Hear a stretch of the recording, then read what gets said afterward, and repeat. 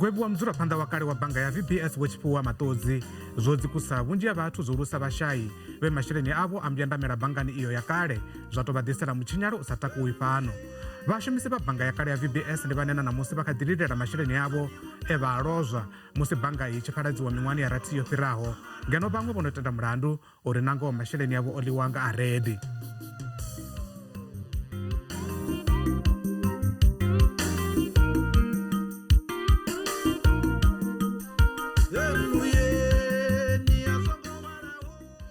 nga murahu wa min'waha varangaphanḓa va dzangano la vaxumi la SAMU xitirikini xa Vhembe vo Ronald Mani na vo Timson Musecho vo thuntshiwa va vulawa va muta va ri upunda muvigo wa mudzulaphanḓa wa kale wa banga ya VBS wo chifuwa matodzi zwi to va vusela tshilonda tshine a tshi athu fhola va ri va na fulufhelo uri ngo i ḓo fhedza bvela khagala uri ndi vhonnyi vho ṋeyo ndaela ya uri miraḓo ya miṱa yavho i vhulawe.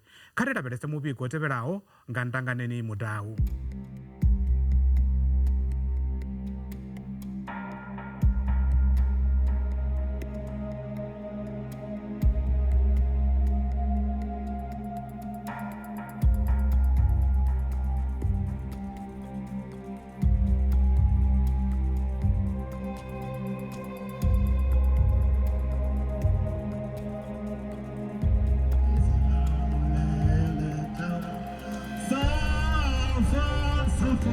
musi hono fhela miṅwaha miṱanu vharangaphanḓa vha dzangano ḽa SAMU vho Ronald Mani na vho Timson Musecho vho thuntshiwa vha vhulawa lwa tshiṱuhu vha miṱa vha ri u punḓa ha ḽiṅwalo ḽa khothe ḽa ḽe vha vhe mulanguli wa VBS vho Tshipiwa Matodzi zwo tou vha khani kha tshilonda tshine tsha kha ḓi tou phopha malofha.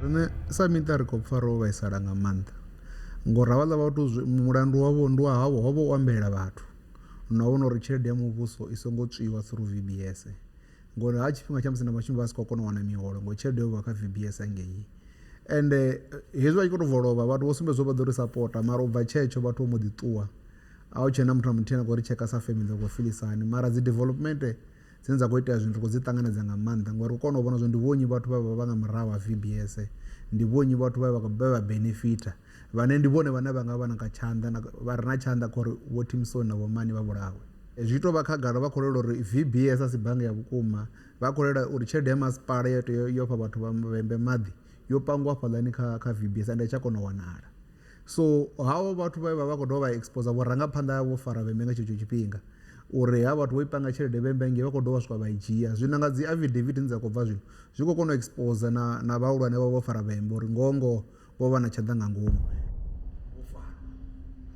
Vha ri thabelo yavho ndi ya uri vhahumbulelo vhane vha khou senga kha mulandu uyu vha bvisele khagala uri ndi vhonnyi vho vha tholaho uri vha vhulaye vho Mani na vho Musecho ṱhaṅwe ndi hone mbilu dzavho dzi tshi ḓo rula.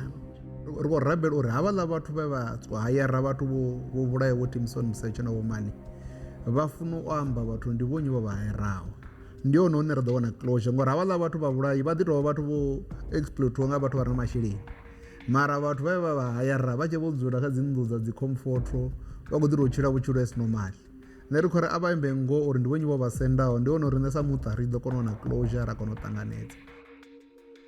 Mulwela mbofholo dokotela vho Cheniwani Farisani vha ri vha kha ḓi tou zwi humbula zwavhuḓi zwiwo zwa misi iyo vha ri ho vha ho vhifha vhukuma. Ndi khou humbula ro rambiwa nga vho Mani na vhaṅwe ra ya ra ṱangana ṱhoho ya nḓou vha tshi khou ri vhudza uri khou lila ro tshinyalelwa nga hezwi na hezwi zwi khou tshinyala zwi tshi ya phanḓa a zwi khou luga vha tshi khou amba uri hei no vhege i tshi o fhela kha ri vhe ro vhuselwa zwithu zwashu na nṋe ndi tshi fhedza hafho ndo ya nda to fara vho Mani nga u rali nda vha kubatedza nda fhedza tshifhinga tshilapfhu ndo sokou vha nambatela nda vha vhudza uri ri ḓo ima navho ri ya vha funa ḽeḽo ḓuvha vhusiku ndo eḓela henefha nḓuni ye ra dzula khayo zwino ndawana luṱingo henefha nga vho 11 lwa ri vomani vho thuntshiwa. Nda ri ndi khou rabela uri vha tshile henefho sibadela he na vha isa hone. A mphindulaho a ri zwa vomani a zwo nga nga zwa vho Msetsho vho ri siela henefho. Nda pfa ndo pwyashekana. Na riṋe ri tshi swika nga goloi vho thoma vha to ṱodzimela nga mafasiṱere vhathu vha tshi khou ofha miṱani yeyo. Nda wana zwi tshi khou vhavhesa. Nga hetsho tshifhinga ndi musi havha vha mbilu mmbi vho no ḓikhetha vho ḓi ita muvhuso wa Afrika Tshipembe, muvhuso wa vhembe, vha tshi ita zwine vha funa, vha tshi kanda vhathu vha tshi vha vhona. Arali u tshi amba u wa shushedziwa, ra ḓa ra dzhielwa zwe ra vha ri nazwo. Ndi musi thungo dzoṱhe hu tsheme vhathu vha tshi khou kandekanywa vha tshi vha vhona. Zwigevhenga zwo no vha zwone Jehova. A thi ndoṱhe, ri vhanzhi nga maanḓa vhane ra khou ri ḽa ḓa hafha ḽi a kovhela. Heyi milandu i ḓo sengiwa u swika i tshi fara. Vho zwi itaho vha tshi wanala, vho mme a vho Musetsho na mufumakadzi wavho na vhana na vha Hamani vha tshi ḓivha uri khotsi ya vhana ngavho ḽiwa ngani. Vhahumbulelwa vhararu vhane vha bva muṱani wa Radzuma vho farwa nahone tsengo i kati. Kha ri thome ri gidimele maragani ri ḓo vhuya ri tshi bvela phanḓa ha zwone zwino.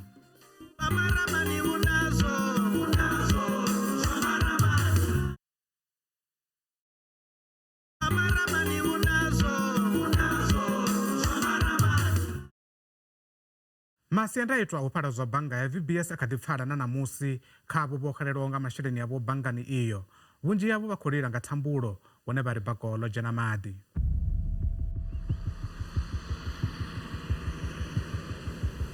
Abo vhe vha xelelwa nga tshelede dzavho musi bannga ya VBS i tshi polodzwa miṅwahani ya rathi yo fhiraho vho ṱalutshedza nga nḓila ine vhutshilo ha khou konḓa ngaho. Zwa dovha zwa sia vhe si na mutakalo wavhuḓi. Zwo ri vhaisa nga maanḓesa. Ndo zwi pfa uri vhaṅwe vha farwa nga malwadze a dzimbilu, vhaṅwe vho wa vha dzidzivhala vha tshi pfa uri VBS i tsheo vha khou humbula masheleni avho vhe vha a vhulunga. Nṋe ndo tou wana zwiṱukuṱuku zwiṅwe thi ngo zwi wana ngori ndo ḓivhea ku 2.6 kwanga nga ngomu.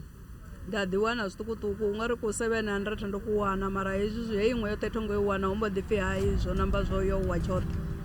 Ri tshi ḓi bubela ri tshi ḓi lindela zwibala ri tshi ḓi bubela ri tshi ḓi lindela zwibala. Zwino ri sokou tshila nga sokou puta na vhupelo ḓo dovha ra vhea gai ngori ya yone bannga ya tsinisa ro thembela yone uri ya kona u wana ku 10 randa kwatsho ra posa nga ngomu.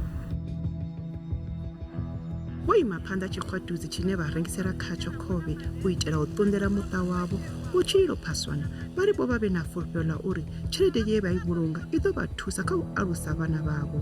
Fhedzi zwa zwino vha khou tshila nga u rengisa khovhe henefha thungo ha gondo iḽi. Ubva tshe VBS ya xela ya wa ra xelelwa na nga zwidodombedzwa zwoṱhe zwe ra vha ri khou zwi shumisa VBS. A thi ḓivhi uri ndi nga mbo ri mini ndo xelelwa lune hezwi ndi hafha thi ḓivhi zwori ndi nga to zwi ambisa hani ngori na tshelede ndi vho to i vhona kha vhaṅwe.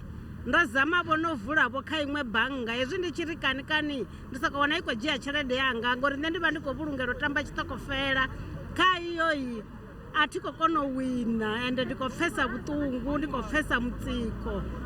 Zwe zwa to mbaisesa zwe zwa mnyita uri ndi vhuye ndi yo wana na philisi ndi nwe philisi dza BP lwa vhege mbili. Ndi nga musi hu tshi pfhi yo walwa tshoṱhe ndi tshi khou sedza tshelede ya memulu wanga ye vha wana yone vha tshi i wana kha pensheni musi vha tshi ritaya kha mnakudze kha muvhuso. Na ṋamusi ndi khou amba memulu wanga vha thuphiwa na peni ro balelwa nga hetshiḽa tshipiḓa tsho vuwa ri tshi yo dzulela ro to eḓela maḓuvha mavhili ra fhiwa 700 ya maḓuvha mavhili hangei VBS ya mukegulu musi vha tshi bva pensheni. Vho Gerson Mango vha fhaḽa ha Mailula Nzhelele vha ri musi vha tshi humbula nga ha tshelede yavho ye vha i lozwa na dzangalelo ḽa u tshila vha tshi ya phanḓa ḽi mbo ḓi ṱuwa. ndi pfha mbilu yanga itshi vhavha badi vhaḓivha. Ndi vho tou funa na shango ndi tshi tonga a thi tsheho ndo ṱuwa ngori he ndi pfha mbilu yanga itshi vhavhesa nga maanḓa. Vhana vha khou lila nga thungo a hu tshena tshelede nda nga kona uri ndi vha ise ngayo. A ndi pfha zwi tshi mbavha nga maanḓa nga maanḓa. Tshelede yashu ro i shuma u vhavha badi zwino ri hai a ri ro vhulungavho zwiṱukuṱuku ri ḓo ḓi tea ri tshi kopoṱola zwezwo zwiṱukuṱuku a thina heyi ri khou vhea kha bannga ya rongo. Ri khou vhea kha bannga ya rongo ha vha ḓivha ri afha hai ri pfha ri sa dakuseli ri sa zwi ra zwi pfhesesa zwavhuḓi badi. Vhathu vhane vha vha na zwavho vha khou dzhiela riṋe ri sina tshithu. Vhathu vhane vha vha na zwavho vha khou dzhiela riṋe ri sina tshithu. Zwino vha ḓivha ra humbula na musi u kona u tou ri he khare ndo ḓifela zwanga hu vhe khwine uri a ri dzheni iṅwe tshelede nda humbula tshelede ngafho gote zwi ri farisa na stress hezwi zwithu. Ndi vha nga sokou mangala u tshi pfhi hu nga ndavha ya mihumbulo yavho riṋe zwe ra khou humbula dzi tshelede edzo. Vha nga sokou mangala u tshi pfhi hei hoḽa muthu awo vha mangala uri a tshelede ndi stress tsha dzi tshelede ngori ri eḓeli wo tou humbula tshelede heyo wo lala musi kwa khofhi ya dzidzi. Vho Laibon Muthapuli vhe vha fhedza miṅwaha i paḓaho 2 vha tshi khou shuma kha mmbi ya vhupileli ha Venḓa ḽa kale vha ri vho lozwa masheleni avho a pension ye vha i wana musi vha tshi notha. Ndo deposita tshelede yanga ya pension ye nda ḓo i wana musi ndi tshi bva kha mmbi ya vhupileli he nda shuma kha mmbi ya vhupileli miṅwaha ya 2 and then hanefha nga 2007 mathomoni nga January ndi tshi tou wana vhuhasahasa hanga ha pension nda wana 540,000 randa nda kona u shumisa 140,000 rand he iṅwe 300,000 randa i deposita VBS and then a zwo ngo dzhia 14 days bannga ya VBS i songo wa muhashini wa vhathetshelesi hambo ḓivha uri hovha u lovha ha tshelede iḽani nda i investor kha VBS ndo to kona fhedzi u withdraw 100,000 rand ye afi ri withdrawe hangeni kha Nedbank after 6 months musi ho no vha na curatorship. Zwo nkwama nga nḓila ya u vhavha nga maanḓa ngauri ndo fhedza ndo vha na depression na maṅwe malwadze ngauri ndo zama u zwi khipha tshiphiri nga itsho tshifhinga uri vhathu vha si vha zwi ḓivha na hayani zwo konḓa nga maanḓa uri ndi zwi ambe uri habe na nṋe ndi wela kha vhathu vhane vho vha na ndozwo ya tshelede yoṱhe ya pension. Vhathu vho tou thoma u zwi vhona zwezwi vha tshi khou thoma u vhona mabambiri vha tshi khou vhona uri na nṋe ndi muṅwe wa vhathu vho welwaho vho vhaho na ndozwo ngafho ngafho ndone hone vhathu vha tsini vhe vha thoma u mbudzisa uri mathina ho itea mini. A sifho ri khou zwi vhona affidavit ile ya page dza 228 pages a thi khou vhona na penalty hafhaḽani ho sumbedziwa kana in terms of the court judgment uri zwa zwino hu ḓo itea mini uri ṱhamusi bannga i vuwe kana dzindaka kana tshelede dzine dza ḓo wanala rina ra kona u fhiwa tshelede ya vhoriṋe even though nga tshi tshifhinga yo vha tshelede nnzhi nga maanḓa 300,000 mara arali yo ḓa there's still something that you can do nga hayo.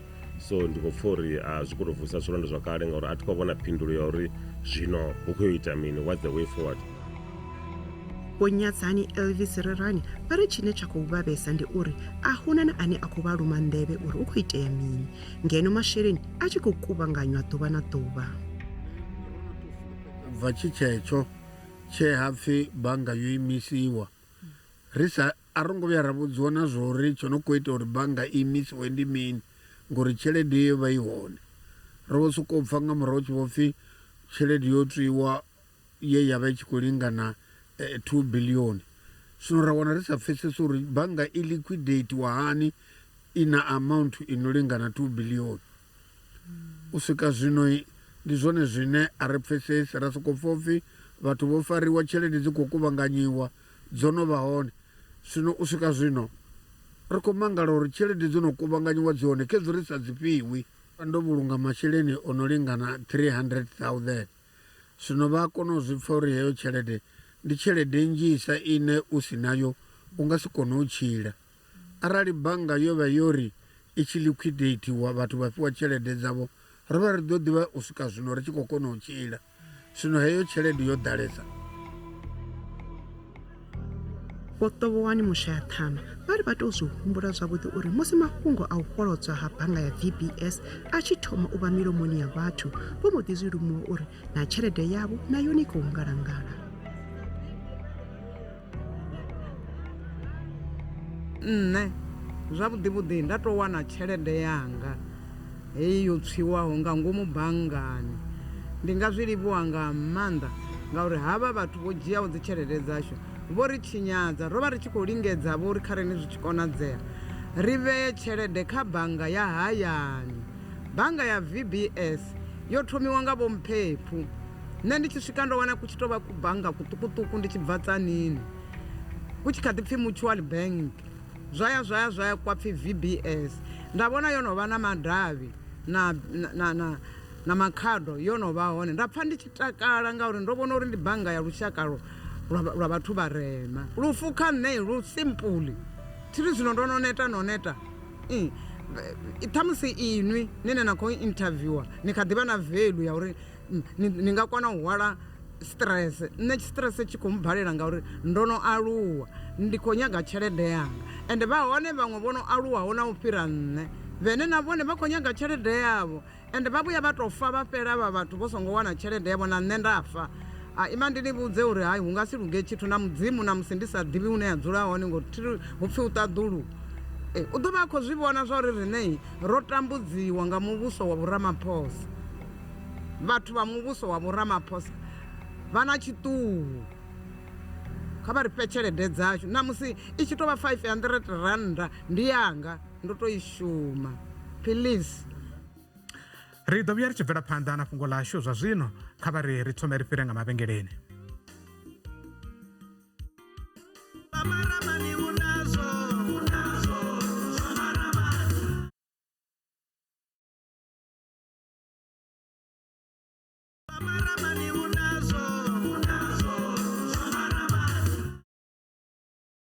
Vafaramikovhe vhaṱuku vha bannga ya VBS vha khou vhilaedzwa nga zwine vha ri a vha khou vhudzwa tshithu nga vha bannga ya vhukati kana Reserve Bank. Vha khou lila uri vhoṱhe vhane vha khou kolodiwa masheleni avho vha badeliwe murahu nga masheleni o no kuvhanganyiwa u swikela zwino. Vha bannga ya vhukati ndi vhone vho ṋewa vhuḓifhinduleli ha u kuvhanganya ndaka yo salaho na ndaulo ya bannga. Vafaramikovhe vha VBS Minority Shareholders Forum vha ri vha khou ṱoḓa bannga yavho i tshi dovha hafhu ya vusuluswa nga huswa. Vha tshi khou amba na vhoramafhungo mufaramukovhe ane a dovha hafhu a vha mudzulatshidulo wa kale wa bannga iyi Vho Madambi Muvhulawa vha ri vha khou lila uri vhathu vhoṱhe vha badelwe tshelede dzavho. Tshililo tshashu tshihulwane ndi zwa uri hei tshelede ye vhathu vha i dzhia kana hanefho he tshelede ya vhulungwa hone i vhuya i ṋewe havha vhathu vhe vhaho vho vhea tshelede kha VBS. Ndi tshone tshililo tshashu hune vhavhei vha funa u pfesesa. Vho vhea tshelede ndi havha vho vhea tshelede vha no nga vha zwitokofela na vhaṅwe vhenevho vho vhea tshelede a tshiri ndi ḓo i wana nga murahu ya miṅwedzi mingana ngoralo ndi vhone vhane ra khou ri kha i vhuye i thome u ya khavho. Vho Muvhulawa vha ri nga afha vha Reserve Bank a huna tshine vha vha vhudza tshone a huna na ane a vha luma nḓevhe uri zwithu zwi khou tshimbila hani. A ri ḓivhi na tshithu zwo ri vho no kuvhanganya vhugai na ine ina vha khou amba uri vho ye kuleka zwezwino vho amba nga dzivhege dzo fhelaho ya 154 kana milioni. Ri tou pfa nga vha mafhungo a ri na tshithu tshine ra wana khavho. Ndi zwone zwine hezwo zwa ri vhaisa uri arali ro vha ri kona u wanavho muvhigo yo fanelaho uri ngawo ri kone u fhumudza havha vhathu vha khou lilaho uri zwithu zwi khou tshimbila. Zwino a ri na mafhungo ane ra kona u vha vhudza ngo a ri na tshithu. Vha ri u farwa na u gwevhiwa havho tshifhiwa maṱodzi a zwi vha vhuyedzi nga tshithu. Vha ri nṱhani hazwo zwi tou dzikusa vhuḓipfi havho. Zwi tou vusa zwilonda ngauri u fariwa ri a zwi takalela vha khou fariwa ngauri muthu arali a tshinya u funa u fariwa a wanazwo zwigwevho zwo teaho. Mara tshivhaisaho ndi zwa uri vha tshi khou pfha khoyo muṅwe o gwevhiwa miṅwaha ya 10 zwino o bva o shuma miṅwaha yeneyo mina mara ha nga vhuisi tshelede ile a ri pfi u tshi khou amba uri a vhuise tshelede nṋe rali tshi nga takalela u tshi pfi zwezwi a tshi bva u dovha a vhuisa tshelede ile ya VBS. Ndi zwone zwe ra vha ri tshi nga ri takadza hezwo zwithu. muḓivhi wa zwa kuvhulungele kwa masheleni vho MK Malefani vha ri vho ḓiimisela u vhona uri hu dovhe hu vusuludzwe bannga i nga huswa, fhedzi vha ri hu na vhane vha khou thivha i mvelaphanḓa. I engaged with the South African Reserve Bank, who gave an undertaking commitment to myself and the delegation that they would be ready to issue a new banking license, but not a mutual banking license, but a full commercial license like the ones of Standard Bank, FNB, Nedbank, so that VBS can have the permission and the capacity to bring in billions in investment. Of course, thirdly, that we would need to bring capital investors into the project. That was all agreed. The only thing is that everything did not proceed as expected because the Limpopo provincial legislature sabotaged such a public hearing. But that was in 2018, and we have all the documents from the Reserve Bank, from Parliament to that effect. What now needs to happen is that we have revisited the Portfolio Committee in Cape Town and Parliament, as well as with the Reserve Bank on this matter. And we are expecting shortly to get confirmation of a date from Parliament when that hearing shall take place here in Thohoyandou. We will have to deal with whether and how we can make sure this time around that the legislature in Limpopo does not prevent that happening. muambeli wa muṱa vha ri muvhuso u tea u ḓivhadza maga a tsireledzo o khwaṱhaho u itela vhathu vhane vha vhiga zwiito zwa vhuaḓa vha ḓipfe vho tsireledzea. So muvhuso if vha nga kona u vha nga ḓa na program uri vhathu vhoṱhe vhane ḓo expose corruption vha protectiwe, ngori havhaḽa vhathu vho ya SAPS afho Ṱhohoyanḓou vha balelwa u wana protection, vha ya kha ḽihoro ḽivhusi vha balelwa u wana protection. So ri khou ri if ri khou ḓo wana corruption and arali muvhuso serious u funa u protecta vhathu vhane khou expose corruption. ro lingedza u komana na vha Reserve Bank fhedzi vha sumbedzisa uri zwa zwino bannga i ya mbulungelo a iho vhuimoni ha u bva mulomo, fhedzi vha ḓo ri ḓivhadza arali hu na zwiṅwe. aiwa fhungo ḽashu kha vha ri ḽigadze henefha. Heino mbekanyamushumo na dziṅwe vha nga dzi wana kha siaṱari ḽashu ḽa YouTube khathihi na kha app yashu ya SABC News. Mathina arali hu na ane vha tama ri tshi dzhena khao kha vha ri lume nḓevhe ri ḓo sengulusa fhungo ḽavho zwavhuḓi, iteli riṋe ri tshi tou vha dzomo ḽa lushaka. Zwidodombedzwa zwashu khezwo henefho a ḓo vha madekwana vhuḓi kha vhone yowa.